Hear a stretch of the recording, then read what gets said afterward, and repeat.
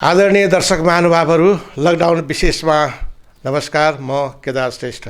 आज हामी दाङ उद्योग वाणिज्य सङ्घमा आबद्ध वस्तुगत समितिका अध्यक्ष संयोजकहरूसँग कुराकानीको अंश यहाँहरूसँग हामी प्रस्तुत गर्नेछौँ।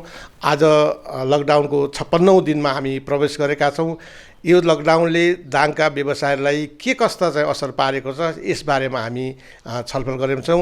अहिले हामीसँग हुनुहुन्छ हार्डवेयर व्यवसाय समितिका अध्यक्ष दामोदर केसी। नमस्कार यहाँलाई चाहिँ कार्यक्रम। नमस्कार। अनि दामोदरजी, अब आज लकडाउनको पनि 56औं दिनमा हामी प्रवेश गरेका छौँ हैन। अब नेपाल सरकारले केही दिनदेखि अलिकति चाहिँ आर्थिक गतिविधि सञ्चालन गर्ने, दैनिक ज्यादा मजदुरी गरेर खानेलाई केही सहज बनाउने उद्देश्यले हार्डवेयरका पसलहरू सतर्कता अपनाएर खोल्ने भनेर एउटा चाहिँ निर्णय गर्यो। यसले यहाँहरूलाई कतिको प्रभाव पारेको छ, यसबारेमा केही जानकारी दिनुहोस्। धन्यवाद। सर्वप्रथम मेरो नमस्कार।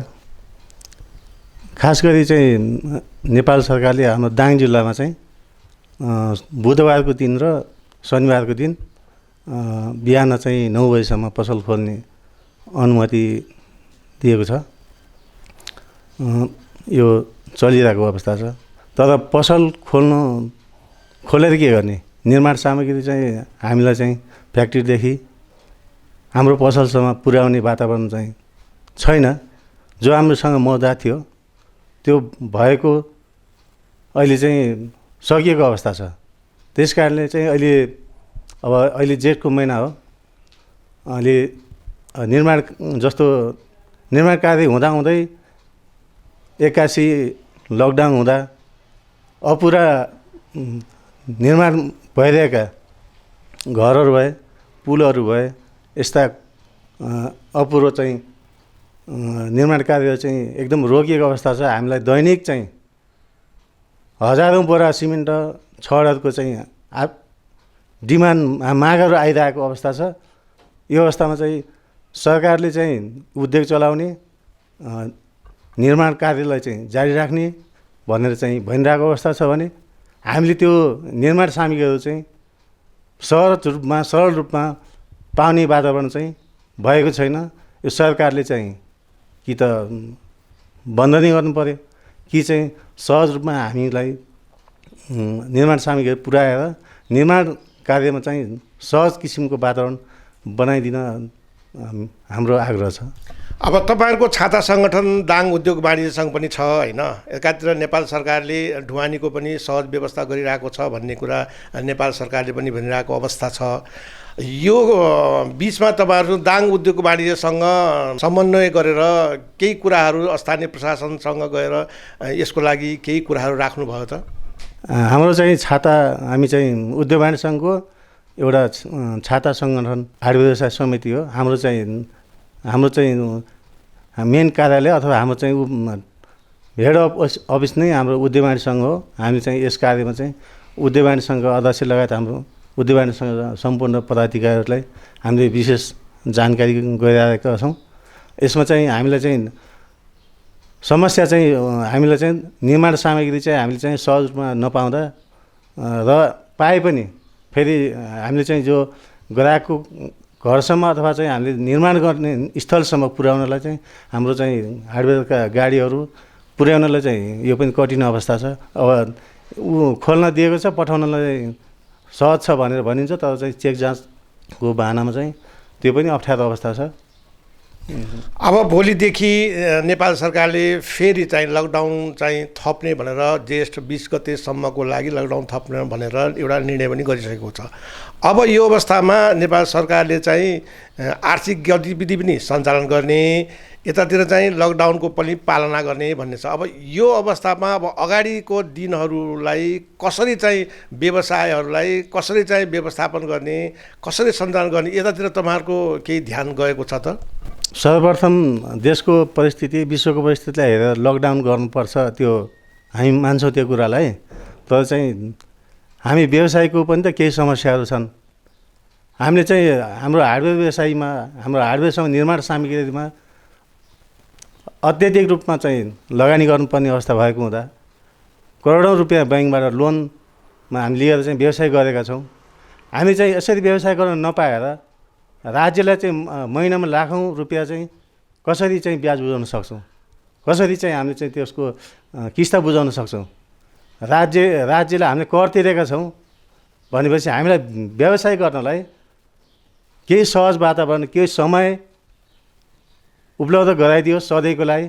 किनकि यो बर्सातको समय छ, गरिब मान्छेहरूको घरमा चाहिँ उसले टिनको जस्ता लगाउने समय छ।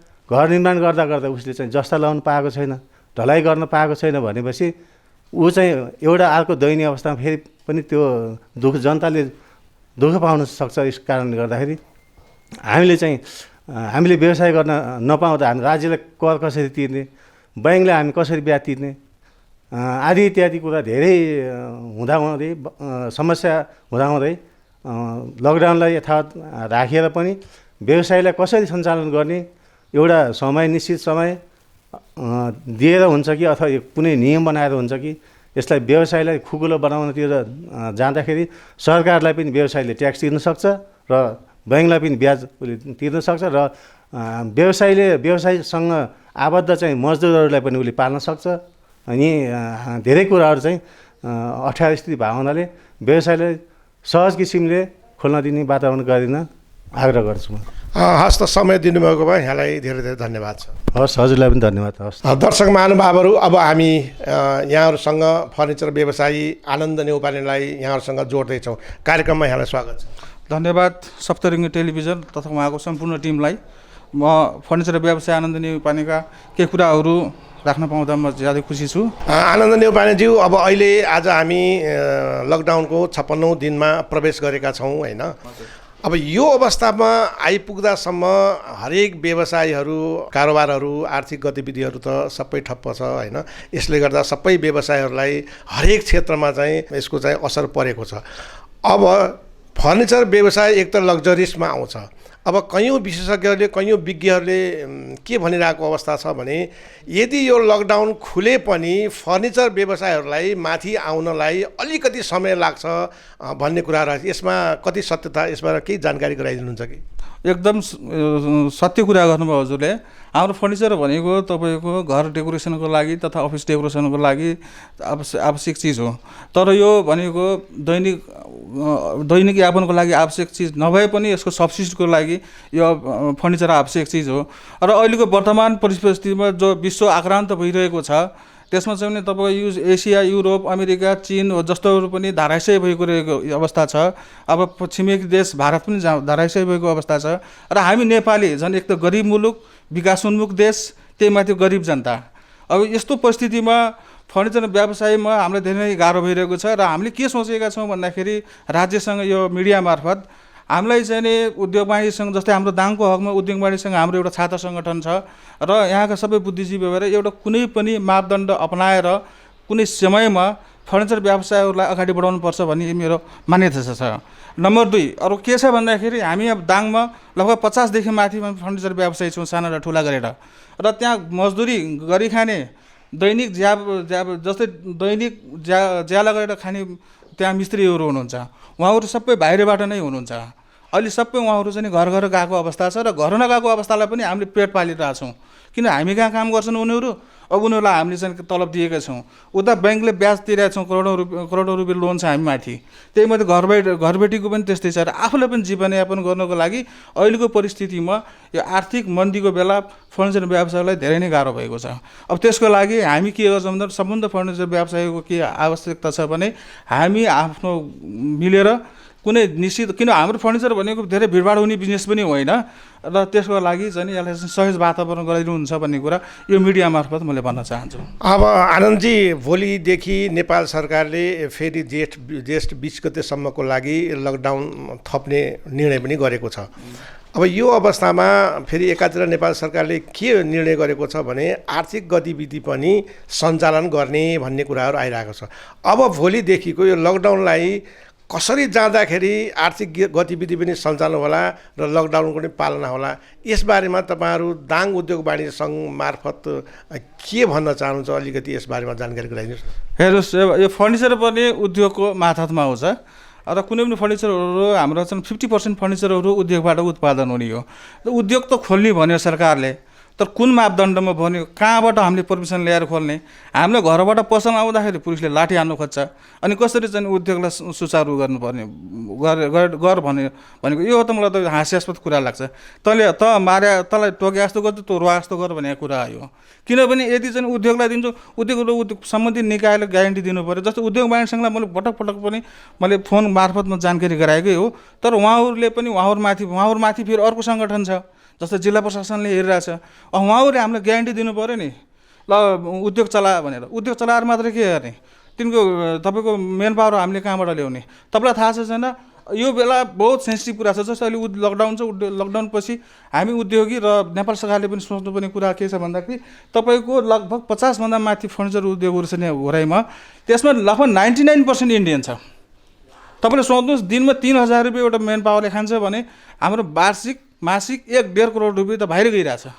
त्यसको लागि नेपाल सरकारले आत्मनिर्भरको कार्यक्रम पनि चलाउनुपर्छ र हाम्रो व्यवसाय जस्तो सबै व्यवसायहरूलाई सब्स्टिट्युट पनि दिनुपर्छ भन्ने मेरो मान्यता हो, र उद्योग चलाउनको लागि पनि सहज वातावरण गरिदिनुपर्छ। त्यो गरे बापत हाम्रो चाहिँ आर्थिक क्रियाकलाप पनि हुन्छ र लकडाउनको पनि पालना हुन्छ। तपाईँले आत्मनिर्भरको कुरा यहाँ ल्याइराख्नुभयो। अब यो आत्मनिर्भरता हुनको लागि त हामीसँग त इन्स्पेक्टर्सहरू त छैनन् त। फेरि इन्स्पेक्टर त्यो हो, त्यसको लागि हामी जस्तै व्यवसायी छौँ। हामी जस्तै मैले भने नि हजुरलाई, दाङ जिल्लाको कुरा मात्रै मैले गरेँ अहिले अल नेपालको डाटा त मलाई थाहा छैन, 50 भन्दा माथि छ। त्यो आत्मनिर्भर गराउनको लागि गभर्मेन्टले हामीलाई चाहिँ सब्सिडी दिनु पऱ्यो। भन्नु खोजेको के भन्छ, त्यो जस्तै यो कुनै पनि फर्निचर बनाउनको लागि त्यसलाई चाहिँ ट्रेन गराउनु पऱ्यो, बाहिरबाट मान्छे लिएर आउनु पऱ्यो। किनभने हाम्रो तपाईँलाई मैले डाटा निकालेको त्यही लकडाउनको भित्रमा लगभग तपाईँको 100 जनाले एउटा मजदुरले 1 लाख रुपियाँ महिनाको लैजान्छ भने तपाईँको आफै जोड्नुहोस् महिनामा कति चाहिँ पैसा इन्डिया गइरहेछ, भारत गइरहेछ।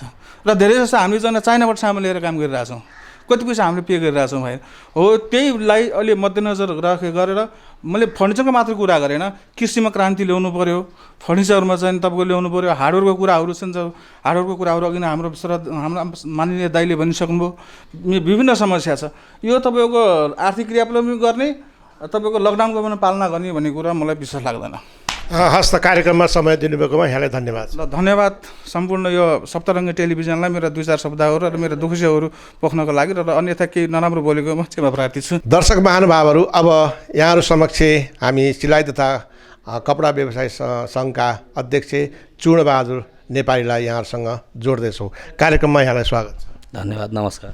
चूर्णबहादुरजी, अब अहिले देशैभरि अब लकडाउनको अवस्था छ होइन, हामी 56 दिनमा हामी आइपुगेका छौँ। यो अवस्थामा आइपुग्दासम्म तपाईँको संस्था त मजदुरसँग गाँसिएको संस्था हो, तपाईँसँग प्रत्यक्ष मजदुरसँग पनि सम्पर्क हुने संस्था हो। यसले गर्दा अहिलेसम्म आउँदासम्म तपाईँहरूले आफ्ना कारिगर या मजदुरहरूलाई कसरी व्यवस्थापन गर्नुभएको थियो? धन्यवाद। आज देश चाहिँ एकदमै विकट र सङ्क्रमण अवस्थामा गुज्रिरहेको अवस्था छ, र यो अवस्थामा सिलाइ क्षेत्रमा दाङ जिल्लामा मात्रै नभएर नेपाल अधिराज्यभरि नेपालको दोस्रो तहमा पर्छ। यो मजदुरहरूले जुन काम गर्ने, जुन उद्योग व्यवसायहरूमा आबद्ध भएर काम गर्ने मजदुरहरू दोस्रो तहमा छन्, र यी साथीहरूलाई धेरै गाह्रो भइरहेको छ। एउटा पसलले दाङ जिल्लाको सन्दर्भमा कुरा गर्नु पर्दाखेरि यहाँ अहिले हजारौँको सङ्ख्यामा टेलर व्यवसायहरू छ, र एउटा टेलर व्यवसायमा कम्तीमा भने 5 देखि 10 जना काम गर्ने मजदुरहरूले काम गर्नुहुन्छ, र धेरैजसो मजदुरहरूले रोजगारी पाउनु भएको छ, महिला तथा पुरुष दाजुभाइहरूले, र कतिपयले आफैले पनि आफ्नो व्यवसाय सञ्चालन गर्नुभएको छ, महिला दिदीबहिनीहरूले। र राज्यले पनि यसलाई धेरै एउटा सहयोग गर्दै आएको छ। सिलाइ कटाइ भनेर थोरै रकममा थोरै पुँजीमा सञ्चालन गर्न सकिन्छ भनेर राज्यले पनि यसलाई फोकस गरिरहेको अवस्था छ। र अहिले आएर हामी व्यवसाय साथीहरूले आफूसँग भए जतिको रकम हामीले उहाँहरूलाई उपलब्ध गरायौँ। जस्तै राज्यले हामीलाई एउटा समय पनि दिएन। कस्तो समय भने कि अब लकडाउन हुँदैछ, 3 दिन 4 दिन पछाडि लकडाउन हुँदैछ, तपाईँहरूले आफ्नो व्यवस्थापन गर्नुहोस् र आफ्ना काम गर्ने कामदारहरूलाई व्यवस्थापन गर्नुहोस् भनेर एउटा हामीलाई यो सूचना जारी नगरेर अपरझट रूपमा एउटा के भन्छन् लकडाउनको घोषणा गर्यो। र लकडाउनको घोषणा गरिसकेपछि र काम गर्ने जुन हाम्रो मजदुर सिलाइ कटाइमा लागेका मजदुर दाजुभाइ दिदीबहिनीहरू हुनुहुन्छ उहाँहरूले आफूले हुँदासम्म उहाँहरूले खानुभयो, लकडाउनको एउटा पालना नियमलाई पनि उहाँहरूले मान्नुभयो र पछि 10-15 दिन भइसकेपछि उहाँहरूको रासन पानीहरू अब सिद्धियो, पैसाहरू पनि अब ब्याङ्कबाट झिक्न सक्ने अवस्था भएन, ब्याङ्कहरू पनि बन्द थिए, लकडाउनमा थिए। अनि उहाँहरूले धेरैले हामीलाई सम्पर्क गर्नुभयो कि अब हामीसँग खानेकुराहरू छैन, के गर्ने भन्ने सन्दर्भमा 15-20 दिन पछाडि हामीले धेरै सहयोगी दाताहरूसँग हामीले सहयोगको अपेक्षा गऱ्यौँ, कुराहरू राख्यौँ र यति बेला सहयोगी दाताहरू पनि नमिलेको अवस्थामा हामीले एउटा यो दाङ जिल्ला उद्योग वाणिज्य सङ्घ हाम्रो एउटा छाता सङ्गठन हो र छाता सङ्गठन भइसकेपछि हामीले दाङ जिल्ला उद्योग वाणिज्य सङ्घमा हामी वस्तुगत समितिमा दर्ता छौँ र अध्यक्षज्यू लगायत उपाध्यक्षज्यू, महासचिवज्यू लगायत यहाँका पदाधिकारीज्यूहरूसँग सम्पर्क गरेर दाङ जिल्ला उद्योग वाणिज्य सङ्घमा सिलाइ तथा कपडा व्यवसायी सङ्घले एउटा अनुरोध गर्यो, यस्तो अनुरोध गर्यो कि हामीले केही रकम बुझाउँछौँ र केही रकमहरू हजुरहरूले बाँकी राखिदिनुहोस् र हामी हाम्रा सिलाइ कटाइका मजदुर साथीहरूलाई राहत वितरण गर्छौँ हामी भनेर हामीले एउटा यहाँ चाहिँ अनुरोध गऱ्यौँ। त्यो अनुरोधलाई हाम्रो दाङ जिल्ला उद्योग वाणिज्य सङ्घले सहयोग गर्नुभयो, मान्नुभयो र हामीले यहाँबाट 18 बोरा चामल, 40 केजी दाल, 40 पोका तेल, 40 पोका नुन हामीले यहाँबाट लिएर घोराई उपमहानगरपालिकाको 15 नम्बर वडा कार्यालयमा हामीले वडा अध्यक्षज्यूलाई बोलाएका थियौँ। वडा अध्यक्षज्यू आउन नसकेको अवस्थाले वडा सदस्य दिलीप कुमार डिसीजी आउनुभयो। उहाँको रोभरमा र हाम्रो व्यवसायी सङ्घको तर्फबाट हामीले 40 घर परिवारलाई 12 केजी 12.5 केजी चामल र 1 केजी दाल, 1 पोका नुन, 1 पोका तेल हामीले वितरण गऱ्यौँ र त्यो वितरण त्यतिले मात्रै खास वास्तवमा पुग्दैन। अहिले पनि त्यस्ता किसिमका अप्ठ्यारो परिस्थितिमा परेका सिलाइका मजदुरहरूले अहिले पनि हामीसँग कोर्डिनेसन गरिराख्नु भएको छ र अहिले रोगले भन्दा पनि मजदुरहरू भोगले मर्न सक्ने अवस्थाहरू आइरहेको छ।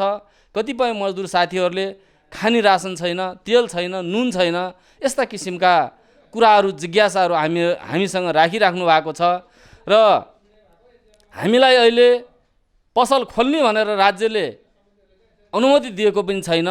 तर अनुमति दिएका साथीहरूलाई पनि जुन व्यवसायी साथीहरूले यहाँ कुरा राख्नु भएको छ र अनुमति दिएको छ त्यो 2-3 घन्टा मात्रै खोलेर आफ्ना बिजनेस व्यापारहरू चलाउनुहोस् भनेर ती धेरै कठिनाइहरू छन्। कतिपय साथीहरू घोराई बजारको मात्रै हुनुहुन्न, उदाहरणको लागि ग्रिल व्यवसायी सङ्घ भनौँ, त्यसै गरेर हार्डवेयर भनौँ, फर्निचरका कुराहरू आए र उहाँ साथीहरूलाई राज्यले खोल्नुस् मात्रै भन्यो, खोलेर गर्ने क्रियाकलापहरू, गर्ने कामहरू त्यो गर्न सकिरहेको अवस्था छैन। किन्ने मान्छे आउन पर्यो, काम गर्ने मजदुर आउन पर्यो, अनि त्यसपछि उहाँहरूका साधनहरू छ, यातायातका साधनहरू अलि टाढाबाट आउने कुराहरू छ, पासको व्यवस्था मिलाउन सक्न पर्यो। अनि यस्ता कुराहरू छ, त्यसले गर्दाखेरि पनि अलिकति कठिनाइ छ भन्ने कुरा राख्न चाहन्छु। भोलिदेखि फेरि नेपाल सरकारले ज्येष्ठ 20 गतेसम्म लकडाउन थप्ने भनेर एउटा निर्णय गरेको छ।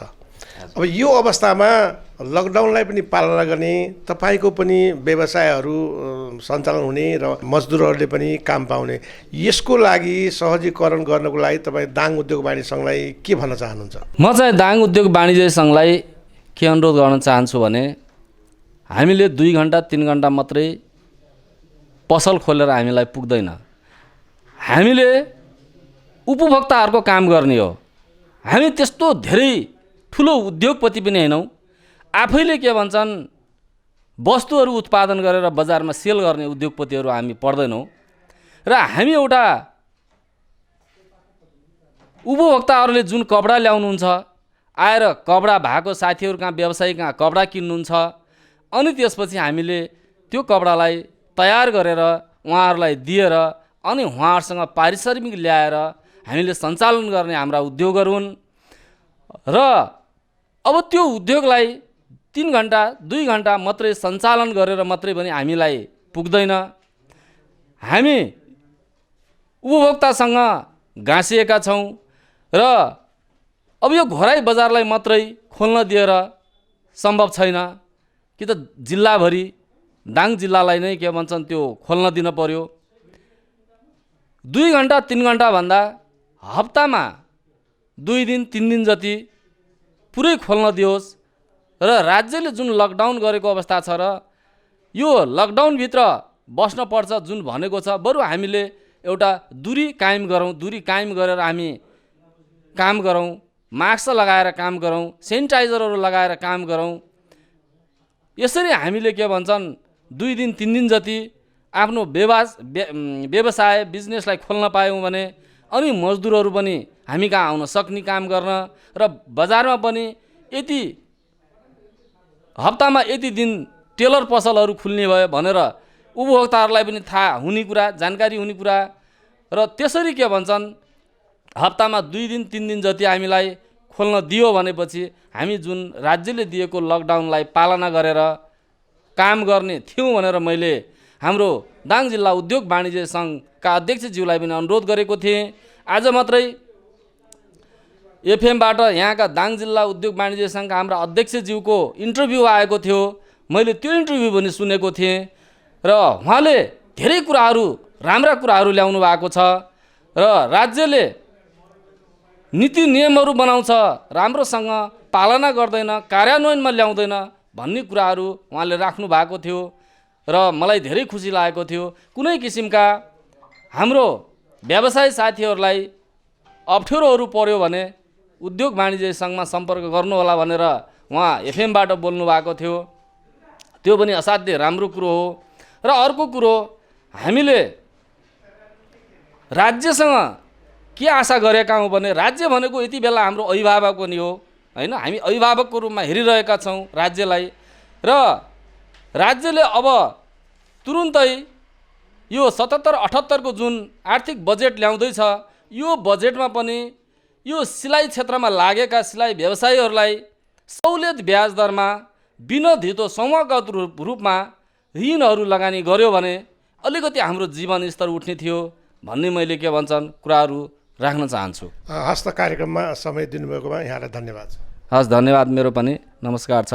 र यो जुन सप्तरङ्गी टेलिभिजन च्यानलका हाम्रा केदारमान श्रेष्ठज्यू लगायत नारायणज्यूलाई मैले यो च्यानल परिवारलाई धन्यवाद दिन चाहन्छु र साथै दाङ जिल्ला उद्योग वाणिज्य सङ्घलाई पनि म धेरै धेरै धन्यवाद दिन चाहन्छु। अरू हाम्रा व्यवसायी अध्यक्षज्यूहरूलाई पनि धेरै धेरै धन्यवाद दिँदै बिदा हुन्छु। हस् त, नमस्कार। अब हामी यहाँहरूसँग राप्ती लिकर्स एसोसिएसनका अध्यक्ष जगत आचार्यज्यूलाई जोड्दैछौँ। कार्यक्रममा यहाँलाई स्वागत। धन्यवाद। जगतज्यू, अहिलेको यो लकडाउनको अवस्थामा हामी अहिले 56 दिनमा आइपुगेका छौँ होइन। तपाईँहरूको व्यवसाय त सरकारको आर्थिक बजेटमा ठुलो प्रभाव पार्ने एउटा व्यवसाय भएको हुनाले अहिले यो अवस्थामा कस्तो किसिमको त्यसले असर पारेको छ? यो चाहिँ हाम्रो अत्यावश्यक क्षेत्रभित्र नभएर पनि आर्थिक गतिविधिलाई चाहिँ एकदम चलायमान बनाउने क्षेत्र चाहिँ हाम्रो मदिरा व्यवसाय हो होइन।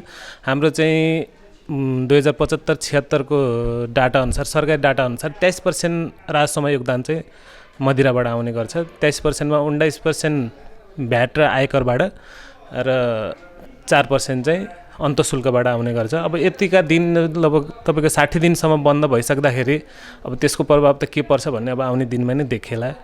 अहिले चाहिँ हामी त्यतिकै पसल बन्द गरेर बसेका छौँ। हाम्रो चाहिँ लगभग दाङकै उसमा मात्रै डाटा मात्रै हेऱ्यो भने 3 अर्बको लगानी हाम्रो यहाँ छ। प्रत्यक्ष रूपमा हामीसँग लगभग 600 जना कामदार अथवा साहुहरू भनौँ सञ्चालकहरू हुनुहुन्छ होइन। उहाँहरूको चाहिँ रोजीरोटी पनि बन्द छ अहिले अनि आर्थिक गतिविधि पनि लगभग बन्द नै छ हाम्रो तर्फबाट। अनि यो अवस्थामा यो चाहिँ मदिरा सेवन गर्नेहरूले यहाँहरूलाई कति फोन छन् यसो गर्नुहुन्छ कि के छ यसबारेमा अलिकति यसो जानकारी दिनुहोस् न। अब फोन त गर्नुहुन्छ, फोन गरेर पनि के भने अब लिन आउँदै बेला पुलिसले हानिहाल्छ होइन। अब यसमा चाहिँ अप्सन के देखियो भने अहिले चाहिँ तपाईँको के अरे हामी चाहिँ अवैध मदिरा भन्छौँ, घरपाला लोकल के भन्छन् होइन। अब त्यसले नै यसको बजार थेगिरहेको छ अहिलेको कन्डिसनमा चाहिँ। अब यसबारेमा यो घरपालुवा जुन मदिराको कुरा यहाँले राख्नुभयो यसबारेमा त तपाईँले आफ्नो छाता सङ्गठन दाङ उद्योग वाणिज्य सङ्घ त्यसपछि जिल्ला प्रशासन कार्यालय यतातिर पनि त यसबारेमा चाहिँ अलिकति निषेध गर्नको लागि यसबारेमा तपाईँहरूले त पहल गर्नुपर्ने हो नि त यो अवस्थामा त। हामी चाहिँ त्यो कुरा चाहिँ उद्योग वाणिज्यसँग पनि उठाइरहेका छौँ। अब अहिले त आन्तरिक राजस्व कार्यालयले विशेष हेर्ने चाहिँ आन्तरिक राजस्व कार्यालयले हो। आन्तरिक राजस्व कार्यालय सायद बन्द छ अहिले चाहिँ त्यो छैन। अब जिल्ला प्रशासन कार्यालय चाहिँ अरू काममै बिजी छ अहिले त बन्द गराउनै उसलाई ठिक्क छ, त्यतातिर कसैको पनि ध्यान छैन। अब जुन दिन लकडाउन खुल्छ अथवा आर्थिक गतिविधिहरू चाहिँ कस्तो हुन्छ भन्ने अब त्यो खुलेपछि मात्र थाहा हुन्छ। अब सरकारी बजेटमा यसले यत्रो प्रभाव पार्छ भनेर यहाँले कुरा राख्नुभयो।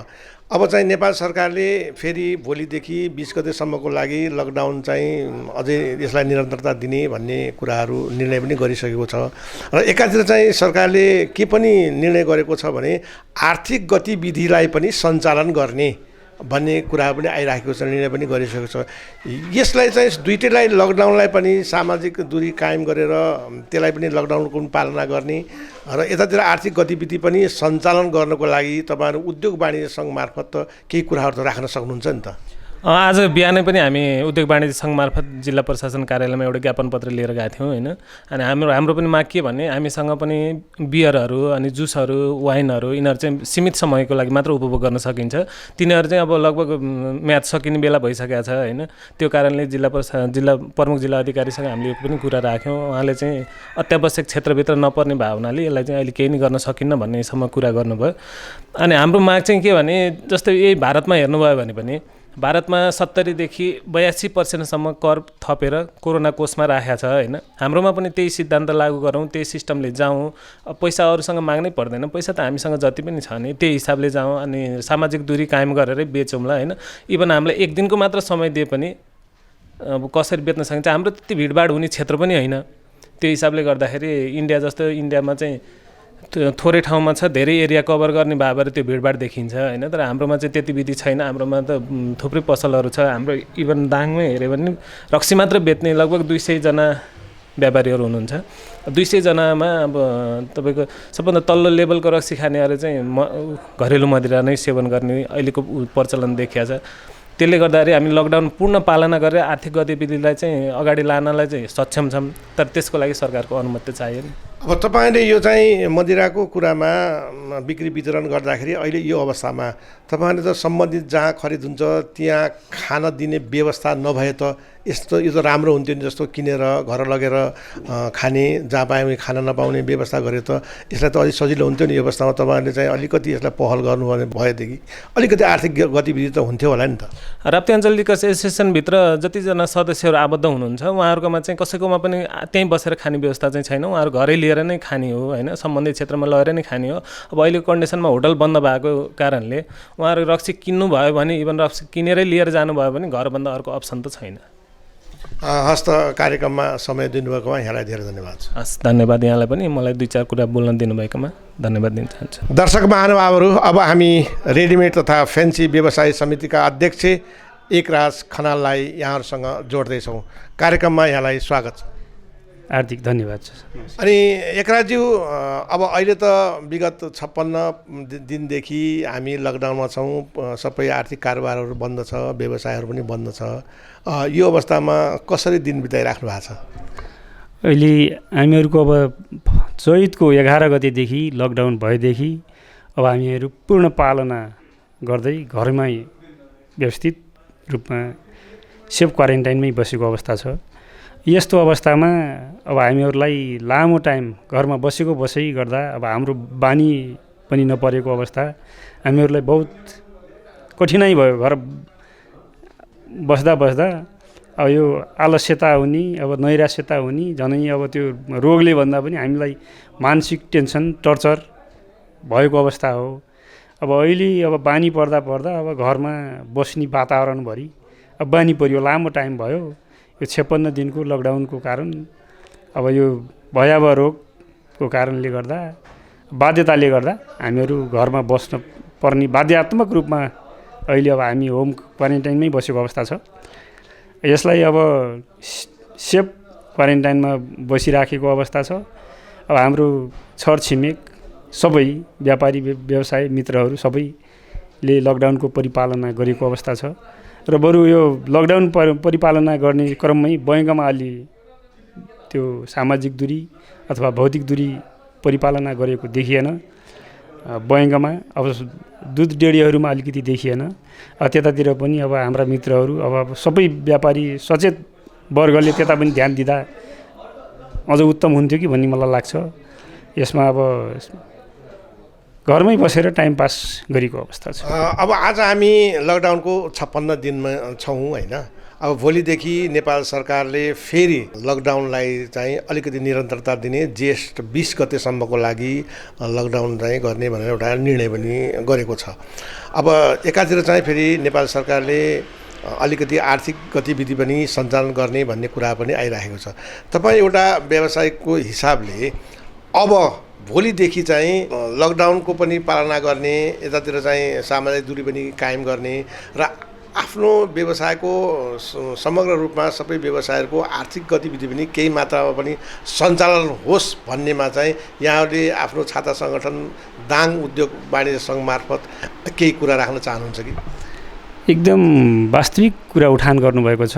मलाई यो विषयमा दाङ जिल्ला उद्योग वाणिज्य सङ्घको अध्यक्षज्यूलाई मैले 1 हप्ता अगाडि अब अध्यक्षज्यू यही गतिले हाम्रो फेन्सी व्यवसायी मित्रहरू सब धाराशायी हुने अवस्था भयो।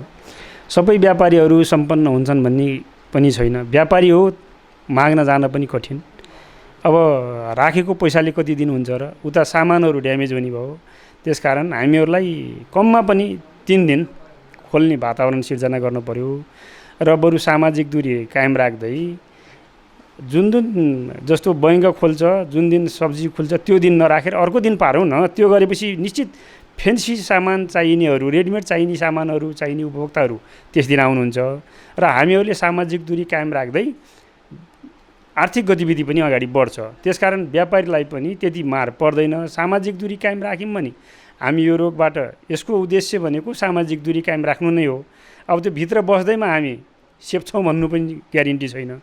किनभने हामी तरकारी ल्याउन जानै पर्छ, हामी दुध ल्याउन जानै पर्छ। त्यहाँ यदि रहेछ भने हामी घर सेफ बस्दै पनि भयावह हुन्छ।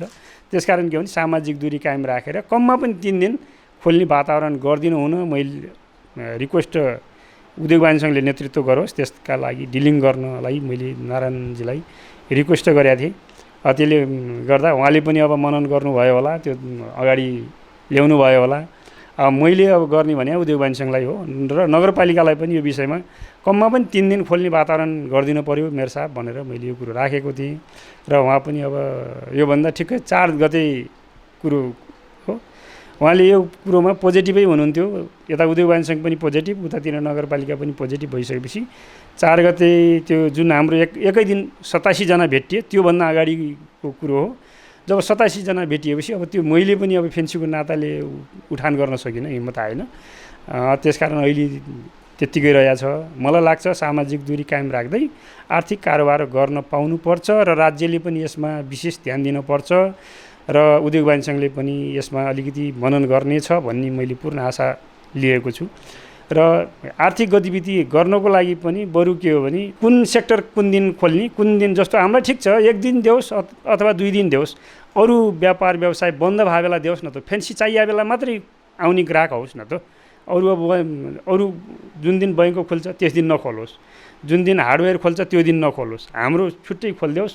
फेन्सीलाई जुन ग्राहकलाई चाहिए हुन्छ त्यस दिन अत्यावश्यक चाहिए बेला आउनुहुन्छ। अत्यावश्यकलाई भन्ने भन्दाखेरि जतिखेर जुन चाहना हुन्छ त्यही नै हो भन्ने हाम्रो मनन हो अत्यावश्यक वस्तु। त्यसकारण अब फेन्सी पनि हाम्रा व्यापारी मित्रहरू लगभग 500-550 बजारमा हुनुहुन्छ। अब सबै सम्पन्न छ, सबैलाई अब प्याकेजमै खान पुग्छ, 2-4 महिना बन्द गरेर भन्ने पनि अवस्था छैन। कसैले 2 बोरा 3 बोरा सामान राखेर बेच्न बस्नु भएको छ, उहाँहरूलाई उता भाडा तिर्नुपर्छ। अब त्यो समस्याले पनि झेलिरहेछ। 2 महिनाको भाडा भइयो। अब भन्ने बेला सरकारले अब भाडा मिना भनेर त अर्थमन्त्रीज्यूले भन्नुभएको छ, त्यति सजिलो त छैन नि। यसले समाजमा द्वन्द्व ल्याउँछ मलाई लाग्छ। किनभने कोही घर साहु त्यसैमा मात्रै आश्रित हुनुभयो होला। अब आश्रित घर साहुले छुट गर्ने भन्दाखेरि त्यो साहुलाई त फेरि समस्या पर्यो। त्यसकारण के हो भने बरु कति पर्सेन्ट छुट गरिदिने त्यो भनेर नेपाल सरकारले यति पर्सेन्ट छुट गरिदिने भन्ने निर्णय गरोस्, त्यसको लागि बढी उपयुक्त हुन्छ कि भन्ने मलाई लाग्छ। अरू त अब भइसकेसम्म आर्थिक कारोबार गर्नका लागि बजार कुन बार कुन सेक्टर खोल्नलाई राम्रो हुन्छ त्यो निर्णय लिँदा उचित होला भन्ने मलाई लाग्छ। अनि यो लकडाउनको अवस्थामा हाम्रो टिम रिपोर्टिङ गर्ने दौरानमा कतिपय मेन रोडका रेडिमेड व्यापारी साथीहरूले पसल छोडेको पनि पाइयो। यसलाई तपाईँले कसरी हेरिराख्नु भएको छ? धन्यवाद।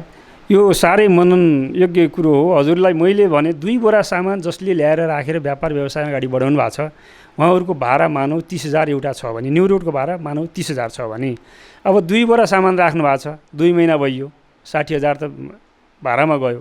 उहाँहरूको पुँजी कति होला? त्यसकारण पुँजी र भाडा बराबर भयो भने त छोड्नुको विकल्प छैन।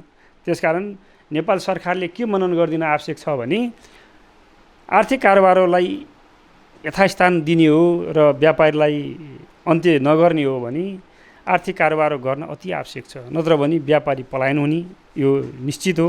त्यसकारण कममा पनि 2 दिन, हप्तामा 2 दिन कुन बार खोल्ने भनेर यो निर्णय उद्योग वाणिज्य सङ्घले पनि पहल कदमी गर्नेछ र प्रशासनले पनि यसलाई मनन गर्नेछ भन्ने मैले यो माध्यमद्वारा, हजुरहरूको माध्यमद्वारा यो प्रशासनसम्म पनि पुग्नेछ भन्ने म पूर्ण आशामा छु।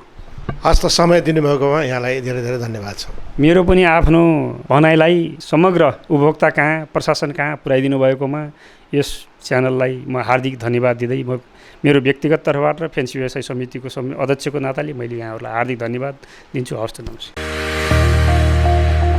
तपाईँ अहिले हेर्दै हुनुहुन्छ सप्तरङ्गी एचडी टेलिभिजन। दर्शक महानुभावहरू, अब हामी यहाँहरू समक्ष भाडा व्यवसाय समितिका अध्यक्ष मधुसूदन अधिकारीज्यूलाई यहाँ समक्ष हामी जोड्दैछौँ। कार्यक्रममा यहाँलाई स्वागत छ। धन्यवाद। अनि मधुसूदनजी, अहिले त अब हामी लकडाउनको अवस्थामा छौँ होइन, आर्थिक गतिविधि पनि हुन पाइरहेको छैन। आज 56 दिन भइसक्यो। अब यो अवस्थामा सम्म आइपुग्दा भाडा व्यवसायहरूलाई कस्तो समस्याहरू झेल्नु पर्यो कि यसो जानकारी दिनुहोस् न। धन्यवाद। अरू व्यवसायभन्दा भाडा व्यवसाय अलिक छुट्टै किसिमको व्यवसाय हो यो। मान्छेलाई दिनदिनै आवश्यक पर्ने वस्तु त त्यति हुँदैन, घरिघरि जस्तो साँझको बिहान चाहिने त हुँदैन। एकचोटि मान्छेले सालमा एकचोटि किन्यो भने त्यो वस्तुले धेरै समयसम्म निर्वाह गर्न सक्छ।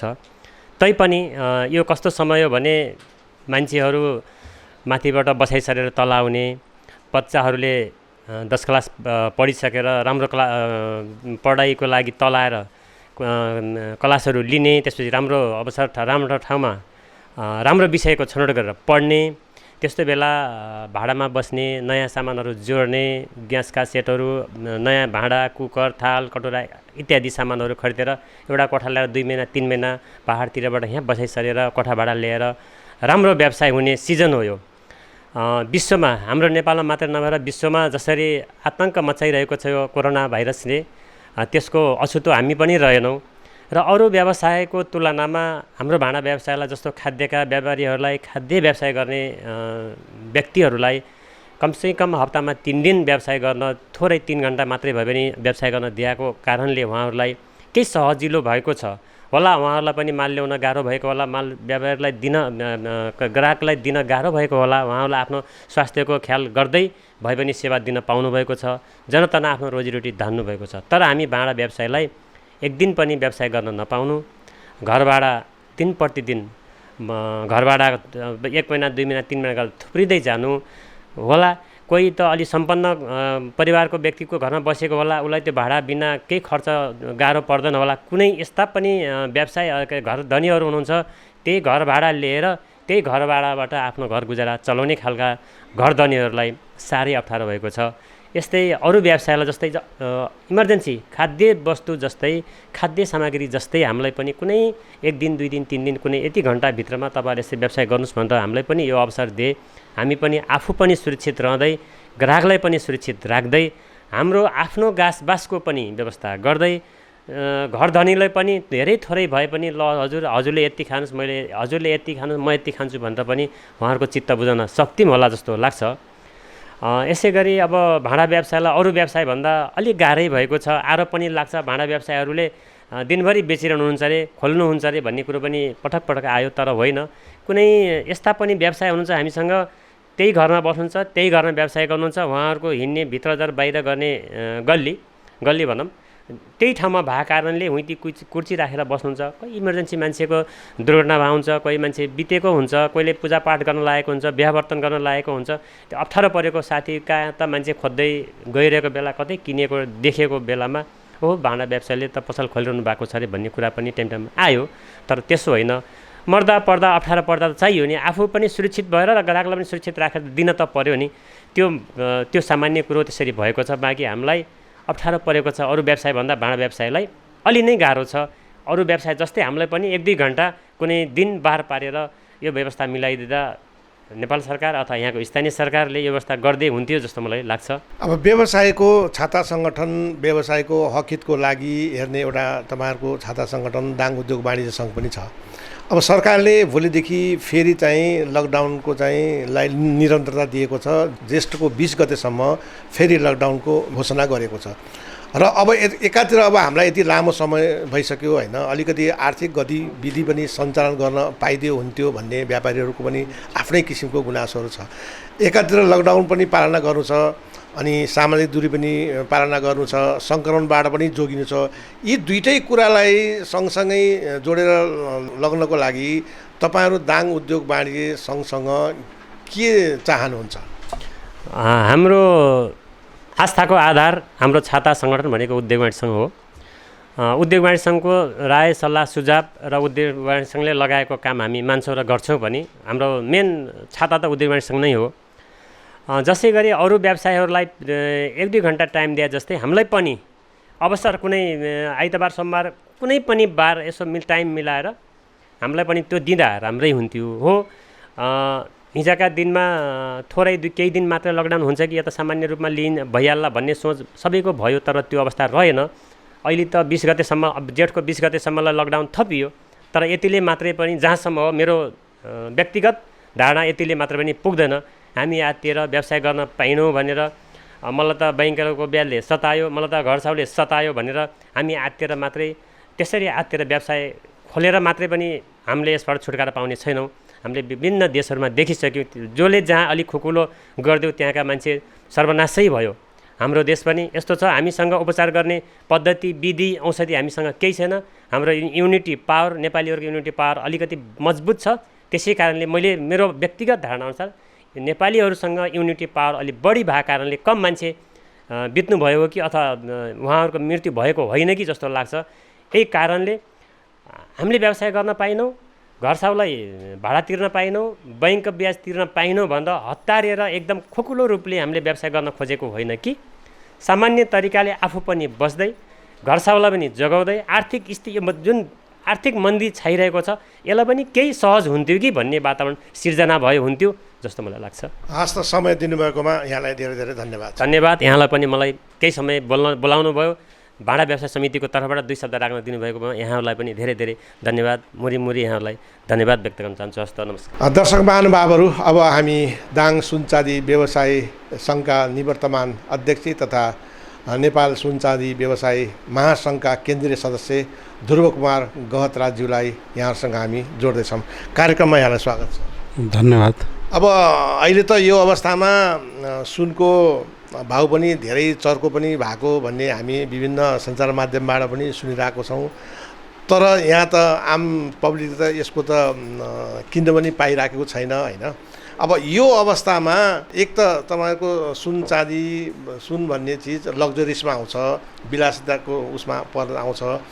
यो अवस्थामा तपाईँहरूसँग त अब प्रत्यक्ष रूपमा कतिपय धेरै कारिगरहरू, मजदुरहरू पनि तपाईँहरूसँग प्रत्यक्ष संलग्न हुन्छ। यो अवस्थामा उहाँहरूको ती मजदुरहरूको व्यवस्थापन तपाईँहरूले कसरी मिलाउनु भएको थियो? यो सुन भन्दा बित्तिकै दाइले भनिसक्नुभयो यो विलासिताको हो। तर पनि अहिले पछिल्लो आरमा सुनलाई चाहिँ नगद जिन्सीमा राज्यले पनि परिणत गरिसकेको छ।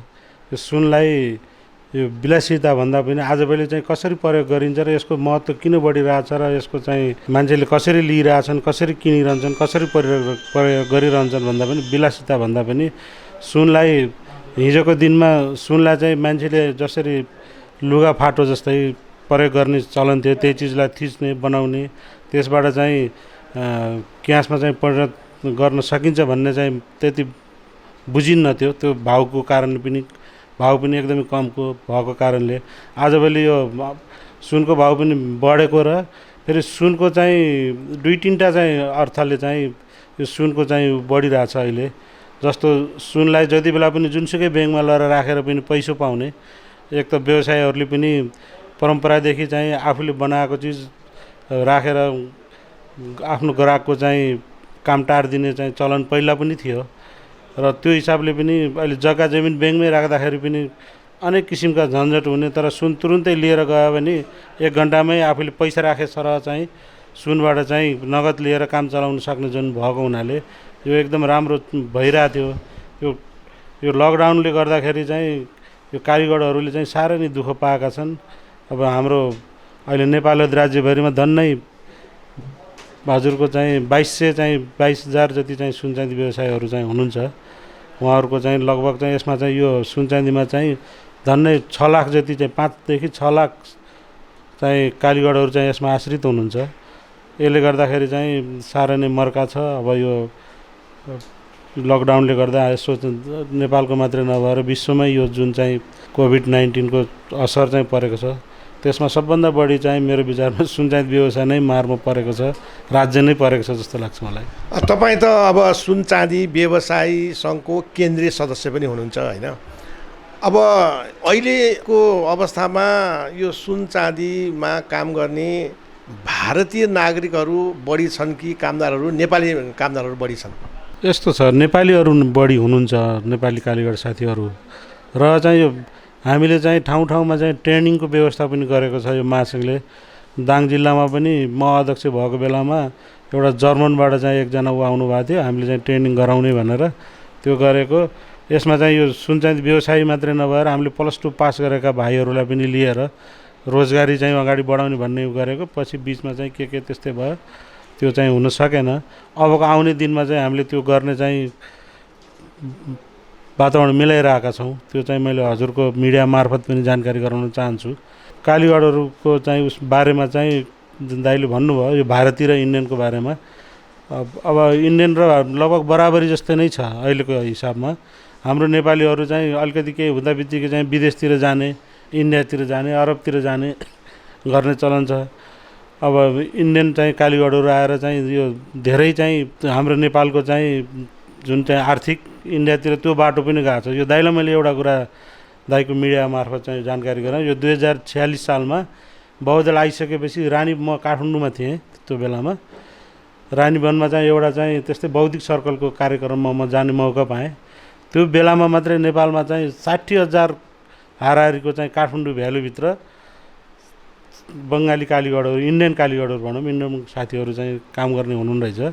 त्यो हिसाबले एकजना कालिगडले महिनामा 1 तोला मात्रै सुन कमायो भने महिनामा 60,000 तोला सुन चाहिँ मानौँ सोझो बाटोबाट चाहिँ इन्डियातिर चाहिँ जाने भनेपछि हाम्रो नेपालमा चाहिँ कस्तो किसिमको चाहिँ वातावरण रहेछ। अहिले हामी चाहिँ थोरै महिनामा 15-20 हजार 20-30 हजार कमाउने हाम्रा दाजुभाइहरू चाहिँ अरबमा गएर चाहिँ कतिले ज्यानै फाल्नु भएको छ, कतिले परिवार बिगार्नु भएको छ, कतिले छोराछोरी बिगार्नु भएको छ। त्यो गर्नुभन्दा चाहिँ स्वदेशमै बसेर यो चाहिँ आफ्नै देशमा चाहिँ यो चाहिँ सिपहरू चाहिँ सिकेर आर्जन गरेर चाहिँ यो गर्दाखेरि धेरै राम्रो हुन्छ। अनि तपाईँले अहिले भर्खरै कुरा राख्नुभयो भारतीयहरू पनि यहाँ प्रशस्त मात्रामा कारिगरहरू हुनुहुन्छ। यो अब भारतीयहरूले चाहिँ यहाँ आउने काम गर्न हामी नेपालबाट विदेश जानुपर्ने यस्तो किन परिस्थिति आयो होला, यसबारेमा अलिकति केही भनिदिनुहोस् न। होइन, दाइले धेरै राम्रो प्रश्न सोध्नुभयो। यो चाहिँ राज्यको नै कमजोरी मान्छु मैले त। किन भन्दाखेरि राज्यले त्यस्तो किसिमको वातावरण बनाइदिनु पऱ्यो नेपाली दाजुभाइहरूलाई, दिदीबहिनीहरू भन्दा पनि हुन्छ। दिदीबहिनीहरूबाट पनि सुन काम धेरै ठाउँ भएको छ। अहिले पछिल्लो आहारमा ठाउँ ठाउँमा ट्रेनिङ गरेर दिदीबहिनीहरूले पनि राम्रो कालिगडीहरू चाहिँ गर्नुभएको छ। अहिले हाम्रो सुन चाँदी व्यवसायी महासङ्घले चाहिँ एउटा सुन चाँदी व्यवसाय महिला सुन चाँदी व्यवसाय सङ्घ पनि खोल्नुपर्ने पनि वातावरण बनाएको छ ठाउँ ठाउँमा। त्यो खोलेर चाहिँ राम्रो कामहरू पनि गर्नुभएको छ। अहिले दाइहरूले मिडियामा हेर्नुभयो होला, अहिले चितवनमा यो लकडाउन सुरु भइसकेपछि कति हजार चाहिँ त्यहाँ चाहिँ हाम्रो चाहिँ सुन चाँदी व्यवसाय चाहिँ महिला दिदीबहिनी दाजुभाइहरूले चाहिँ त्यहाँ डेली चाहिँ खाना खुवाउने, त्यो किसिमको वातावरण चाहिँ गरिरहनु भएको छ र त्यो चाहिँ त्यो राज्यकै नै कमजोरी मान्छु मैले। राज्यले नै चाहिँ हाम्रा चाहिँ +2 गरेका चाहिँ भाइ बहिनीहरूलाई चाहिँ त्यो एउटा चाहिँ बाटो चाहिँ देखाएर ट्रेनिङ दिएर नेपालमै चाहिँ स्वरोजगार बनाउनुपर्छ जस्तो लाग्छ मलाई। अनि तपाईँले अघि सुनको कुरा ल्याउँदाखेरि यो ब्याङ्कमा पनि गएर जहाँ पनि नगद पाउन सकिन्छ, जे पनि यसले कारोबार गर्न सकिन्छ भन्ने कुराहरू राख्नुभयो। तर यसले त सर्वसाधारणलाई त केही पनि छुन सकिरहेको अवस्था छैन नि। सर्वसाधारणले त यसको त केही फाइदा लिन सकिरहेको छैन। सर्वसाधारणले यस्तो चाहिँ मूल्य तिरेर यो सुनको उपभोगै गर्न पाउँदैन भनेपछि त यो त मध्यम वर्ग र ठुलै मान्छेले त प्रयोग गर्ने चिज भयो नि त, होइन र? होइन, यस्तो यो चाहिँ सर्वसाधारणले गर्न पाउँदैन भन्दा पनि सुन किन्ने व्यवसायले जुन चाहिँ सुन व्यवसाय गर्ने साथीहरूले बिल दिनु पर्यो। थोरै सुन भए पनि 4 आना सुन किन्यो भने पनि लगभग 15,000 को सुन किन्यो भने पनि उहाँले बिल समेत राम्रो पसलमा गएर किन्नु पर्यो, बिल राख्नु पर्यो। अनि चाहिँ त्यो बिलले चाहिँ ब्याङ्कले पनि चाहिँ त्यो बिल हेरेर पनि बिलको आधारमा पनि दिने हुन्छ। कतिपय कुराहरू चाहिँ ब्याङ्कले जम्मै चिज काटेर खोलेर हेर्न नमिल्ने हुन्छ। त्यो भित्र चाहिँ मैनहरू भरेको जस्तो तिलहरी मडवारीहरू भयो, नौगेडीहरू भयो, त्यस्तोमा भित्रपट्टि मैन भरेर दिनुपर्ने हुन्छ। ब्याङ्कले चाहिँ त्यही बिलको आधार हेरेर पसलको चाहिँ गुणस्तर हेरेर कुन पसलमा बनाएको भनेर हेरेर त्यसरी पनि अहिले चाहिँ ब्याङ्कहरूले पनि सेवा दिएको चाहिँ हामीले पाइरहेछौँ। त्यो चाहिँ त्यसरी जानुपर्छ। अब अहिले विभिन्न सञ्चार माध्यमहरूले विभिन्न विशेषज्ञहरूले अहिले के भनिरहेको अवस्था छ भने यदि यो लकडाउन खुकुलो भयो भने पनि सुन चाहिँ व्यवसायहरू धेरै समय लाग्छ उनीहरू चाहिँ आफ्नो चाहिँ रिकभरी गर्नको लागि। यो किनभने लग्जरिसमा पर्ने भएको हुनाले अहिले तुरुन्तै लकडाउन खुल्ने बित्तिकै तपाईँले सुन किन्ने, सुनको कारोबार हुने सम्भावना धेरै कम छ भन्छ। यसबारेमा तपाईँको के भनाइ छ? होइन, यो सही कुरा हो। यो किन भन्दाखेरि हजुरको चाहिँ सुन 1 किलो सुन अहिले लगभग चाहिँ 65-66 लाखको चाहिँ हाराहारीमा पर्छ। 1 किलो सुन किन्दाखेरि 1 किलो सुन किनेर हजुरको चाहिँ मुस्किलले चाहिँ 30-40 हजार पनि बन्दैन। त्यसले गर्दाखेरि अब एक त नाफा कम, लगानी धेरै। अब चाहिँ व्यापारीले चाहिँ व्यापार गर्ने त ऋण लिएरै हो। त्यत्रो चाहिँ करोडौँ करोड घरमा पैसा हुने मान्छे, आफ्नै सम्पत्ति हुने मान्छेले त निश्चय पनि अरू ठुल्ठुलो काम गर्ने हुन्छ होला। त्यसले गर्दाखेरि यो हजुरले भने जस्तै यो सुन चाँदी व्यवसाय चाहिँ धरापमै छ। यसलाई राज्यले चाहिँ हेर्नुपर्छ। सुन चाँदी व्यवसायका ऋणहरू, सुन चाँदी व्यवसायका घर भाडाहरूदेखि लिएर कालीगढहरूलाई राज्यले चाहिँ जुन अब हाम्रो देशमा बजेट नयाँ आउँदैछ त्यसमा पनि चाहिँ राहतको प्याकेजहरू चाहिँ पाउनुपर्छ भन्ने हाम्रो जोडदार माग छ। यो म चाहिँ हजुरको मिडिया अनुसार पनि यो माग राख्न चाहन्छु। अब भोलिदेखि फेरि लकडाउन अब जेठ 20 गतेसम्मको लागि नेपाल सरकारले फेरि लकडाउनलाई निरन्तरता दिने घोषणा गरेको छ, होइन? यो अवस्थामा लकडाउनलाई पनि पालना गरेर सामाजिक दूरी कायम गरेर सुरक्षाहरू चाहिँ अपनाएर सामान्य रूपमा चाहिँ आर्थिक गतिविधि सञ्चालन गर्नको लागि तपाईँहरूको एउटा छाता सङ्गठन दाङ उद्योग वाणिज्यसँग त्यतातिरबाट केही पहल गर्नुभएको छ त? यहाँ नै उद्योग वाणिज्य सङ्घ त हाम्रो छाता सङ्गठनै भयो, हाम्रो अभिभावकै हो। उद्योग वाणिज्य सङ्घका प्रतिनिधिहरू चाहिँ सँग हाम्रो राम्रो चाहिँ उ छ। रहेको कुरा चाहिँ के छ भन्दा यो लकडाउन राज्यले गर्नुभन्दा हामीले 2 दिन अगाडि नै सुन चाँदी पसलहरू बन्द गरेका थियौँ। हजुरहरूलाई जानकारी पनि होला। सुन चाँदी व्यवसाय यस्तो व्यवसाय हो कि कसैको चाहिँ कानमा चाहिँ कुनै चिज हुन्छ त्यो निकालिदिनुपर्छ, उहाँसँग टच भएरै निकाल्नुपर्ने हुन्छ। कसैलाई नाकमा लगाइदिनु पर्ने हुन्छ, अब कसैलाई चाहिँ त्यो नापेर चाहिँ त्यो गर्नुपर्ने हुन्छ।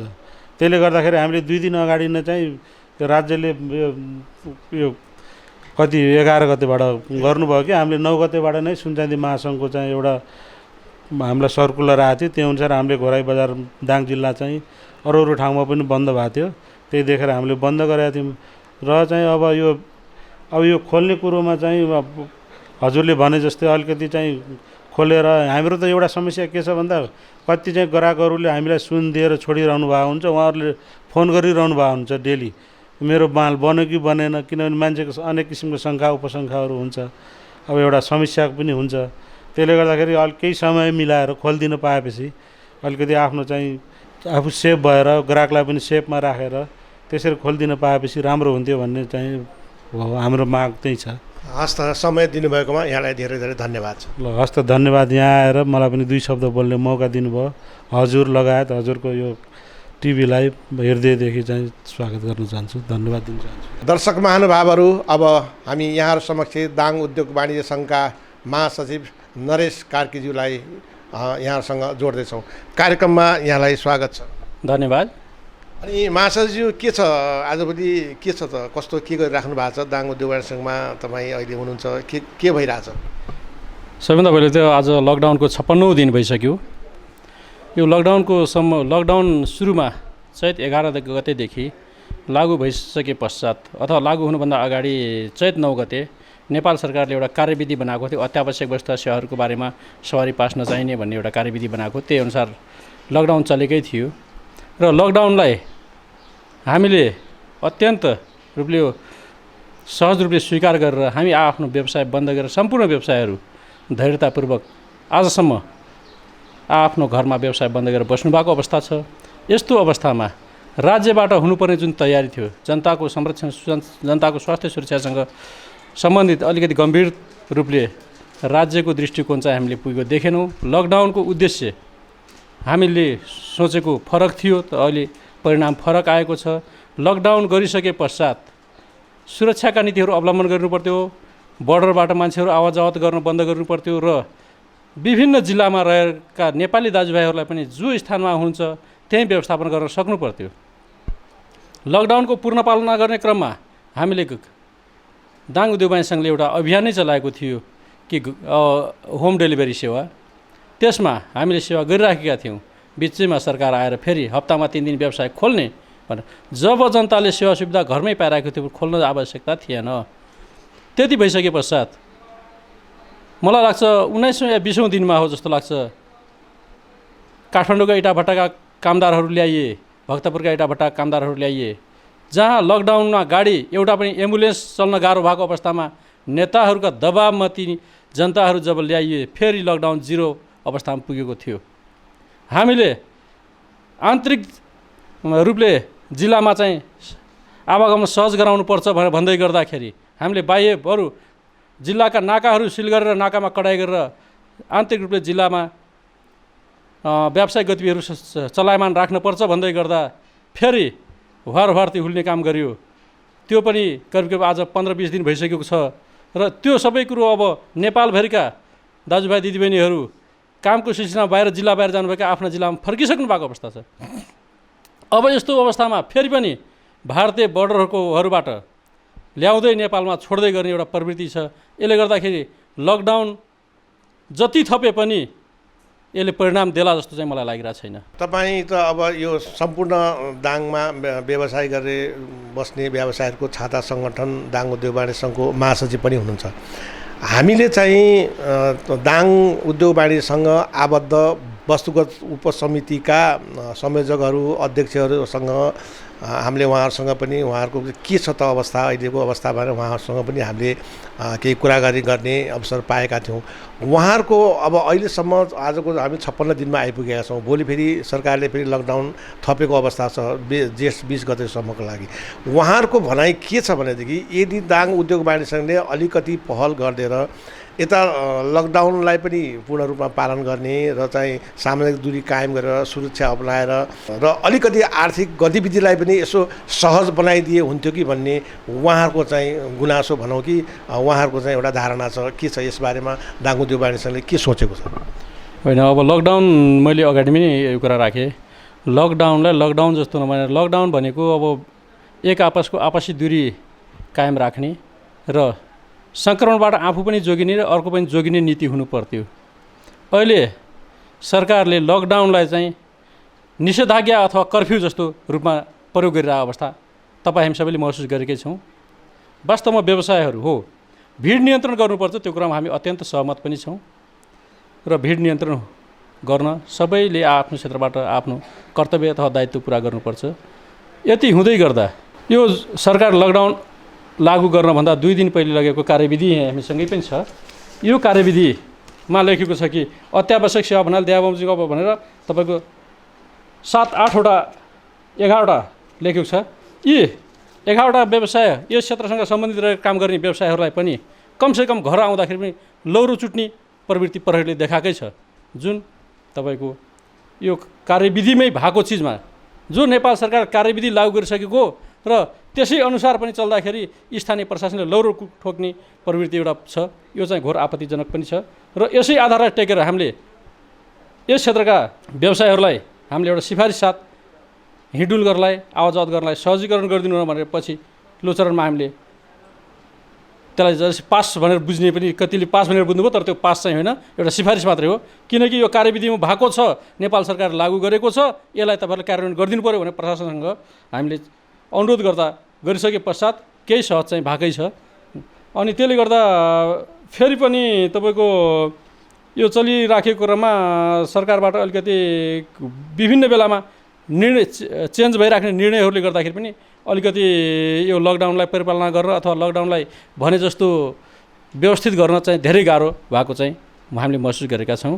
र हामी हो व्यवसायलाई व्यवसाय सञ्चालन गर्नलाई निर्वाध रूपले दिनुपर्छ, तर व्यवसायलाई व्यवसाय गर्ने क्रममा सामाजिक दूरी, एकअर्काको सामाजिक दूरी कायम गर्ने र हामीले कुनै पनि व्यवसायलाई शङ्कास्पद छ भने त्यसको तुरुन्तै स्वाब परीक्षण गराउने जस्ता कामहरू गर्नुपर्छ भन्ने हाम्रो मान्यता पनि छ। र हामीलाई विभिन्न व्यावसायिक सङ्गठनहरूले एउटा आवाज पनि उठाउनु भएको छ। जस्तो हामीले यो बिचमा सिलाइ व्यवसायहरूलाई राहत पनि दिएका थियौँ हामीले उद्योग वाणिज्य सङ्घको तर्फबाट। र हामीले भारतीय राजदूतावासको समन्वयमा भारतीय व्यवसाय मित्रहरू जो ठेला चलाउनुहुन्छ, रिक्सा चलाउनुहुन्छ, त्यस्ता एकदम निम्न वर्गका भारतीय मूलका व्यवसायहरूलाई पनि हामीले राहत दिएका थियौँ।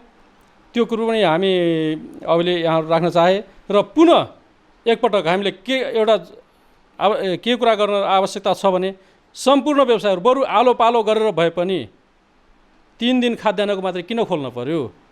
आवश्यकता छ। फेन्सी व्यवसायहरूको कपडा ढुसी पर्न थाल्यो, त्यसमा मुसा पस्न थाल्यो, उहाँहरूको समस्या जिउका तिउँ छ। किनभने भोलि 6 महिनासम्म लकडाउन लम्बिँदाखेरि 6 महिनापछि उहाँहरूको सामान एकदम तपाईँको फेसन आउट हुन्छ। फेसन आउट भइसकेपछि त्यो सामान उहाँहरूको बिग्न छोड्छ। त्यति बेला फेसनले अर्को नयाँ प्रविधिको फेसन आउन सक्छ। त्यति बेला फेन्सी व्यवसायहरूका सामानहरू नष्ट हुनेछन्। त्यसै गरी तपाईँको हाम्रो यो कोल्ड स्टोर र मदिरा व्यवसायहरूको समस्या पनि त्यस्तै चुनौतीपूर्ण छ। हो कुल राष्ट्रिय अर्थतन्त्रको 23% रासो बुझाउने अहिले मदिरा व्यवसायीहरूको मार अहिले भनी साध्य नै छैन। उहाँहरूसँग हुने भएका जो उपभोग्य मिति राखिएका बियर, सफ्ट ड्रिङ्क, वाइन जस्ता वस्तुहरू अब म्याद गुज्रिन थालिसके उहाँहरूले, तर पनि बिक्री गर्न पाउनु भएको छैन। यद्यपि उहाँहरूको बिक्री बन्द गरेर पनि मदिरा सेवन गर्ने मान्छेले त मदिरा त सेवन गरेको छ नि। यहाँनिर एउटा राजनीतिक दर्शन मलाई याद आउँछ, जहाँ अवरोध हुन्छ त्यहाँ प्रतिरोध हुन्छ भने जस्तै यहाँ अवरोध गरियो, मदिरा व्यवसायलाई अवरोध गरियो, तर त्यसको साथमा सेवन गर्नेले त घरपाला खाइरहेको छ नि। त्यस कारणले यो घरपाला व्यवसायलाई पनि यो लकडाउनले केही हदसम्म चाहिँ प्रोत्साहित गरेको जस्तो मैले महसुस गरेको छु। मैले यहाँलाई बिचमै रोकेँ। अब यो यहाँले कुरा राख्न खोज्नुभएको कि अलिकति अब लकडाउनलाई खुकुलो गराएर सुरक्षा सतर्कता अपनाएर केही आर्थिक गतिविधिहरू सञ्चालन गर्नुपर्छ भन्ने हो त? त्यो एकदमै हो। हामीले निर्णय पनि गरेका थियौँ, वैशाख 13 गते हो। अनि हामीले अब व्यवसाय बिहानको समयमा मर्निङ वाक जाने, विभिन्न किसिमका फिजिकल एक्सर्साइज गर्ने मान्छेहरूको पनि बाटोमा आवाजात मुभमेन्ट बढी भएको कारणले गर्दाखेरि हामीले स्थानीय प्रशासनसँग सामान्य छलफल गरेर होइन अब व्यवसाय खोल्नलाई 11 बजेदेखि 2 बजेसम्म खोल्नुपर्छ भनेर अनुरोध गरेका पनि थियौँ। अनि बिचमा त तपाईँको यो स्थानीय प्रशासनसँग तपाईँहरूकै तालमेल नमिलेको जस्तो थियो नि त, होइन र? होइन, तालमेल नमिलेको भन्दा नि अब हामीले त्यति बेला ब्याङ्किङ, विशेष गरेर ब्याङ्किङ क्षेत्र र व्यावसायिक क्षेत्र दुवै क्षेत्र हेरेर 11 बजेदेखि 2 बजेसम्मको समय सीमा राखेका थियौँ। त्यसमा पछि प्रशासनले पहिला सहमति जनाइसकेपछि प्रशासन पछि हटिदिएको चाहिँ हो। अब त्यस कारणले हामी अझ सशङ्कित के पनि भएका छौँ भने कतै यो सरकारले व्यवसायलाई सुरक्षित राख्ने अथवा जनतालाई सुरक्षित राख्ने ठाउँमा हामीलाई कता कता पर्न गएको छ। सरकारले आफ्नो सत्ता टिकाउनलाई लकडाउन थप्ने हो कि जस्तो पनि महसुस भइरहेछ। र हो व्यवसायलाई बिहानको भन्दा व्यवसायहरूलाई दिउँसोको समयमा यदि खोल्ने अनुमति दियो भने मलाई लाग्छ हामीले सोचेको भन्दा मुभमेन्ट कम नै हुन्छ र मान्छेको आवाजात कम हुन्छ र त्यसले गर्दा मान्छे अत्यन्त सुरक्षित हुन्छन् जस्तो हामीलाई लागिरहेछ। अनि अब यो लकडाउन सुरु हुने अवस्थामा हाम्रो सङ्क्रमण जम्मा 2 जना मात्र थियो। अब अहिले तपाईँसँग यो हामी कुराकानी गर्ने समयसम्म आइपुग्दाखेरि 304 जना सङ्क्रमण भएको पुष्टि भइसकेको छ र चाहिँ हाम्रो चाहिँ दुर्भाग्य हिजो मात्रै 2 जना, 1 जना महिला र 1 जना पुरुष युवाको पनि मृत्यु भएको, यस सङ्क्रमणबाट मृत्यु भएको हामीले त्यो समाचार पनि पाइराखेका छौँ, हेरिराखेका छौँ। अब भर्खरै भारतले केही समय अगाडिदेखि रेल आफ्नो सञ्चालन गर्नाले त्यो भारतबाट आउने जो नेपालीहरू छ यहाँ कामको लागि सिलसिलामा गएको, उहाँहरू फर्केर आउने सिलसिला तीव्र रूपमा बढेको छ। यसले गर्दा त अब सङ्क्रमण त धेरै नै वात्तै बढ्ने शङ्का पनि देखिरहेको छ। यो अवस्थामा अब फेरि तपाईँको आर्थिक गतिविधि गर्ने, व्यापार व्यवसाय खोल्दाखेरि त यसले अझै सङ्क्रमण फैल्ने त हुन्न कतै? त्यो चाहिँ भारत सरकारले जो अहिले रेलवे सेवा सञ्चालन गरेर नेपालीहरूलाई सीमा क्षेत्रबाट नेपाल फिर्ता पठाउने जुन अभियान लागेको छ, त्यसले केही सङ्क्रमण थपिएला। तर हामीले अलिकति चलाखीपूर्ण तरिकाले कुन नाकाबाट कतिको प्रवेश हुन्छ र ती सबैलाई सुरक्षित तरिकाले बर्डरबाट नै सम्बन्धित स्थानीय पालिकाहरूमा पुर्याउन सक्यौँ र स्थानीय पालिकाहरूले पनि क्वारेन्टाइन सञ्चालन गर्न सके भने मलाई लाग्छ अझै अब 22-25 दिनमा यो समस्या समाधान हुन्छ। किनभने हाम्रो लकडाउन सुरु हुनुभन्दा अगाडि सुरु हुँदाको दिन 2 जना मात्रै सङ्क्रमित भेटिनु भएको थियो, त्यो हामीलाई थाहा छ।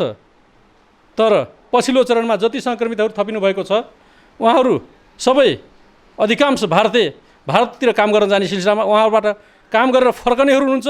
यहाँ यसै नेपालभित्रै व्यापार व्यवसाय गर्नेहरू सङ्क्रमित एकदमै कम हुनुहुन्छ। त्यसकारणले हामीले जो भारतबाट आउने दाजुभाइहरू हुनुहुन्छ उहाँहरूलाई व्यवस्थित तरिकाले क्वारेन्टाइनमा राख्न सक्यौँ भने फेरि पनि 25 दिनमा हामी त जिरोमा झर्न सक्छौँ नि त। महासवजी, अब हामी कार्यक्रमको अन्तमा पनि आइसकेको छौँ। अनि अस्ति भर्खरै मात्रै अब सरकारको नीति तथा कार्यक्रममाथि अहिले संसदमा छलफल पनि भइरहेको छ। अब ज्येष्ठको 15 गते अब नेपाल सरकारले बजेट पनि ल्याउँदैछ। अब यो आउने बजेटमा व्यवसायहरूको राहतको लागि के आइदियो हुन्थ्यो भन्ने यहाँहरूले सोच्नु भएको छ?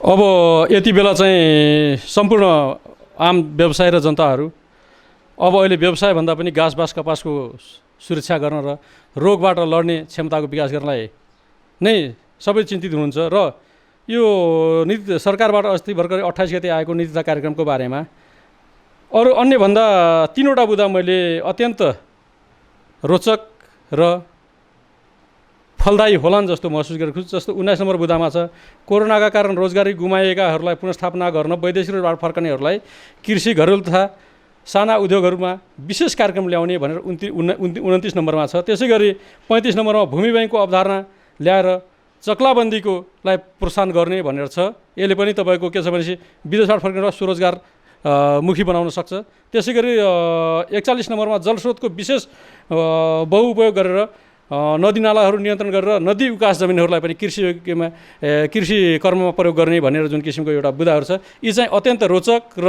सान्दर्भिक पनि छन्। यसमा मलाई लाग्छ मलाई त अधिकांश बजेटहरू यो 3टा बुँदाहरूमा राख्यो भने मलाई लाग्छ रोजगारीको लागि फेरि नेपाली दाजुभाइ दिदीबहिनीहरू विदेशमा श्रम बेच्न जानुपर्ने अवस्था छैन जस्तो लाग्छ। हस् त, कार्यक्रममा समय दिनुभएकोमा यहाँलाई धेरै धेरै धन्यवाद। मेरो तर्फबाट सप्तरङ्गी टेलिभिजनलाई हार्दिकतापूर्वक धन्यवाद अनि नमस्कार पनि। दर्शक महानुभावहरू, अहिले हामी दाङ जिल्ला उद्योग वाणिज्यसँग आबद्ध धेरै वस्तुगत समितिका संयोजक र अध्यक्षहरूको कुराकानी यहाँ समक्ष हामीले प्रस्तुत गऱ्यौँ। साथै दाङ उद्योग वाणिज्य सङ्घका महासचिवको पनि आफ्नो भनाइहरू यहाँ समक्ष हामीले राख्यौँ। आजलाई हामी यो लकडाउन विशेषबाट क्यामेराम्यान नारायण नेपालका साथ म प्रस्तोता केदार श्रेष्ठ बिदा हुन्छु। हेर्दै गर्नुहोला सप्तरङ्गी टेलिभिजन।